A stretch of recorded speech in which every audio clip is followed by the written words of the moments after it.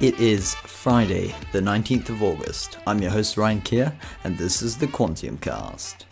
To summarise the weekend, it had been very dry in terms of macroeconomic news. I mean, there's the usual trade tensions between the US and China, and also escalations between Iran and the US. Nothing really seems to be materialising. So what we can talk about actually now is a poll that we put on our social medias, and it was, what is your favourite soft drink? It seems that the most popular one at the moment is Fanta Fruit Twist, coming in with 28 votes, or mentions in fact. But forgetting about carbonated water, let's get on to what is important, today's focus stocks, and they include Pershing Square Holdings Limited. This company is notoriously known for the individual at the helm of the business, Bill or William Ackman. We also have an announcement of a placing from Dev Clever Holdings. This is not new at all. Many of us would really remember this company as one that is simply addicted to the idea of a placing. The third focus stock is Quadrise Fuels. This company has released a funding update. That's something we always like to analyse. Over at Quantium Research, we like to see whether companies are liquid, so this will be interesting to look at in a couple of minutes. And the final company we'll be going through today is Innovaderma PLC, the owners of Skinny Tan, as once featured on Dragon's Den. I remember a couple of years ago, the whole Skinny Tan theme song, almost as if it was a nursery rhyme at the time. But nevertheless, they have released a notification of major holdings, a TR1, and we'll talk about that a little bit later. So the news from Pershing Square Holdings Limited, ticker symbol PSH, listed on the London Stock Exchange, and also I believe the NYSE. They have just announced a small buyback. Buyback wasn't that huge, in fact 14,000 shares at approximately $17.64 a share. Most of these companies usually have buybacks of a similar level. They've shown that their net asset value per public share traded is about £21.20, so they are trading at a discount of about 20%, which is usually the average for most funds. This company, in fact, is known in the media. If you have Netflix, and you may have seen the documentary that William Ackman, aka Bill Ackman, the man at the helm of the business, had done regarding his short on, I believe it was Herbalife, or as the Americans like to put it, Herbalife. And this position that he had, in fact, was $1 billion short, which is really, really risky. In fact, I believe he ended up at a loss with this position due to a measure of risk management. It was unfortunate. He was in fact in a public battle against Carl Icahn, a well-known investor. In fact, he's also an American businessman with a net worth of $17.6 billion as of June 2019. In fact, when Ackman had mentioned that they were short to the tune of about $1 billion, the stock, Herbalife, was trading at about $45, and I believe within a year after that the shares doubled. In fact, just over doubled to around $92, which is quite a loss for the company. And it seems that they ended up closing even after their documentary calling this company a pyramid scheme.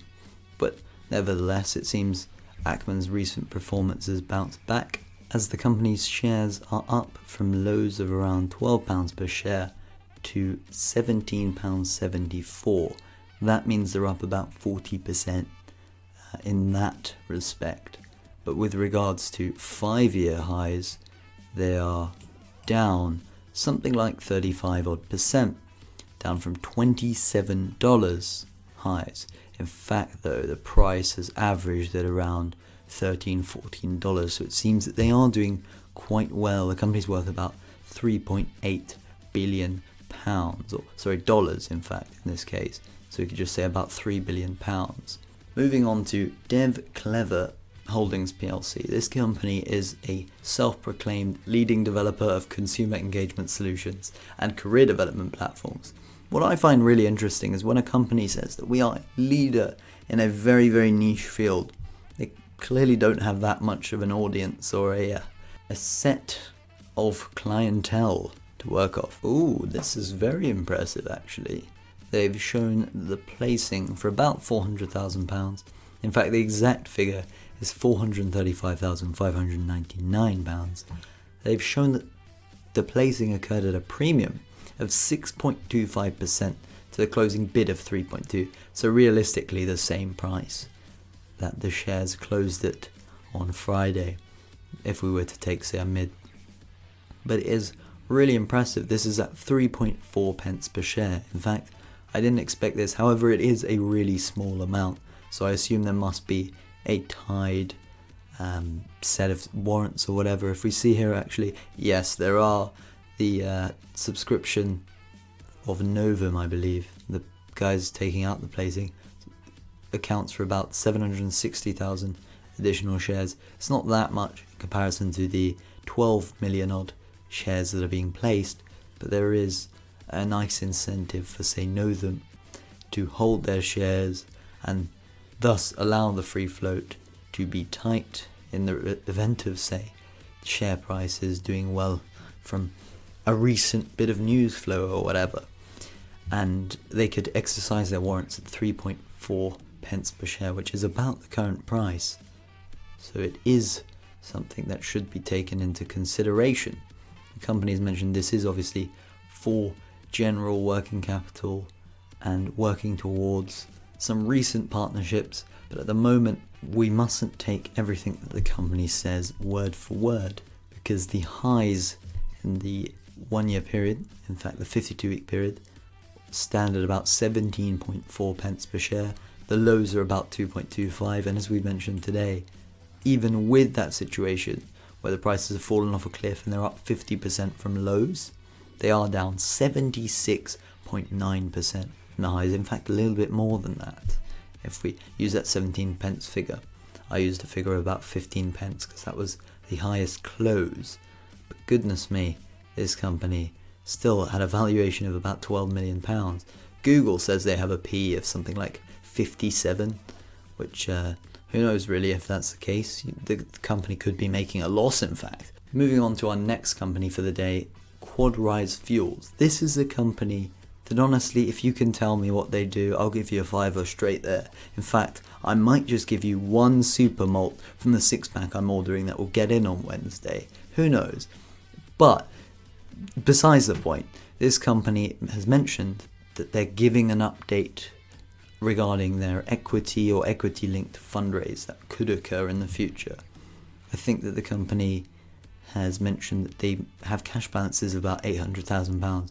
So yes, they are sufficient to enable them to operate, but not for a really long time. In fact, until October they've mentioned. So if the company doesn't have access by early October to funds, they will be able to access and meet their liabilities in full.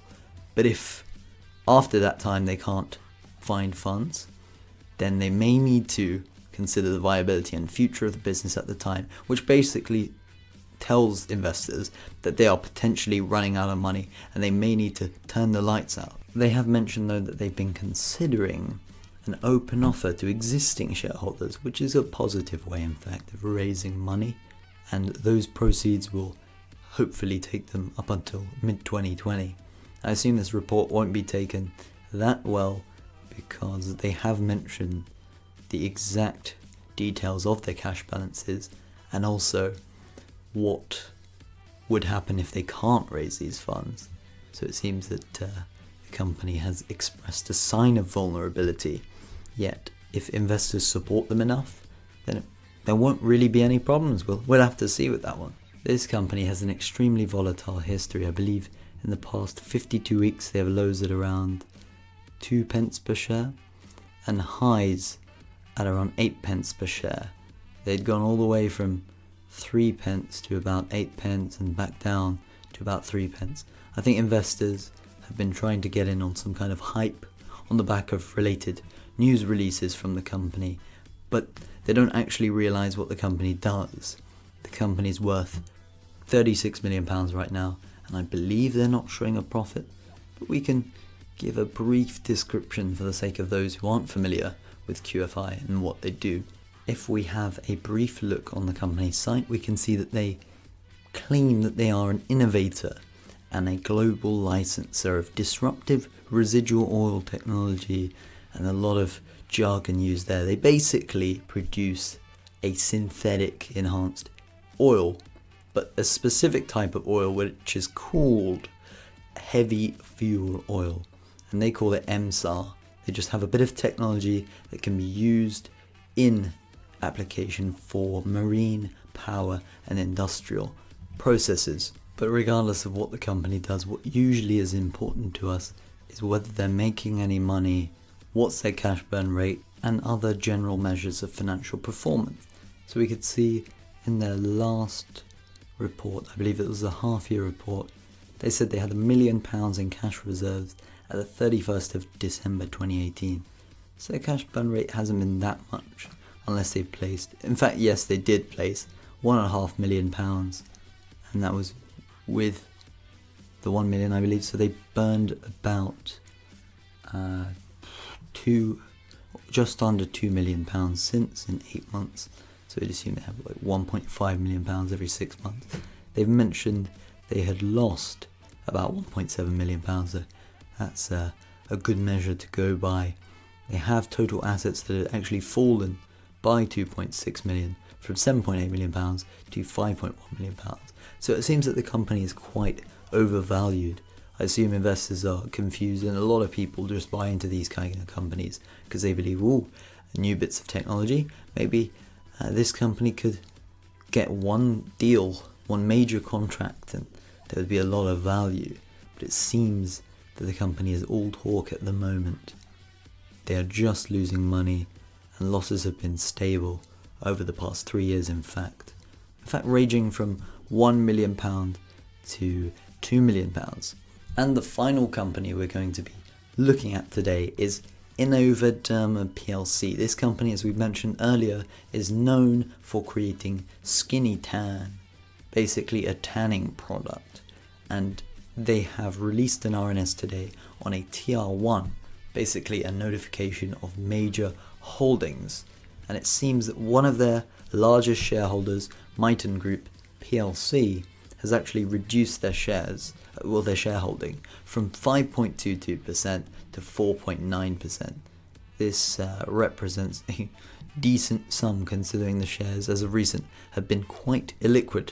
However, the company's shares had experienced quite a bit of volatility around September 2018.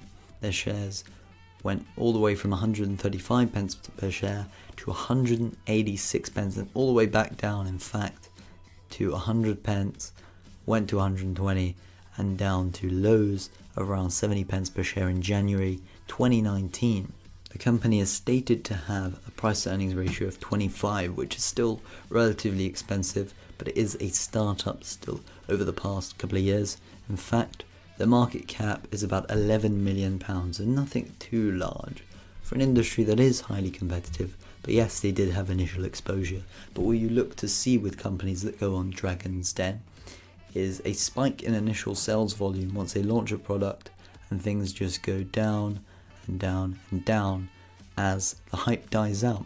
It's kind of like Kickstarters. When these crowdfunding campaigns begin, a lot of people love the products, but then when the products are launched to market, they almost dilute themselves in the hype, because a lot of people like a new product that is something innovative. In this case, Innovaderma, but allow that joke. This company, in fact, is trading at a share price of 76 pence per share. So they are down from their 52-week highs of around 200 pence, but up about 10% from their lows. So they are trading near lows. This kind of company, when it approaches lows, I assume private investors get a little bit scared and sell out their holdings. The shares are down about 5% in the past week alone. And that reduced shareholding from Miton Group could be a major causal factor in this. And that just about wraps up things for today's episode of the Quantium Cast. This is episode 13. Thank you so much to all of you for the support. We've just reached 100 sign-ups on our site, and we look forward to providing you with the very best content. Unfortunately, there won't be a chart pack today, but look forward to tomorrow where we may release a chart pack talking about a couple of shares and potential setups in them, using basic simple moving average strategies and various other ones. We incorporated Fibonacci in recent weeks, and they seem to actually present quite a lot of opportunities. So do stay tuned for that over on our site at quantiumresearch.co.uk, where you'll have to sign up to access the PDF chart packs. And I've been your host, Ryan Keir. I'm going to head on over to Tesco and come back with some super malts ready for tomorrow with some energy. Until next time.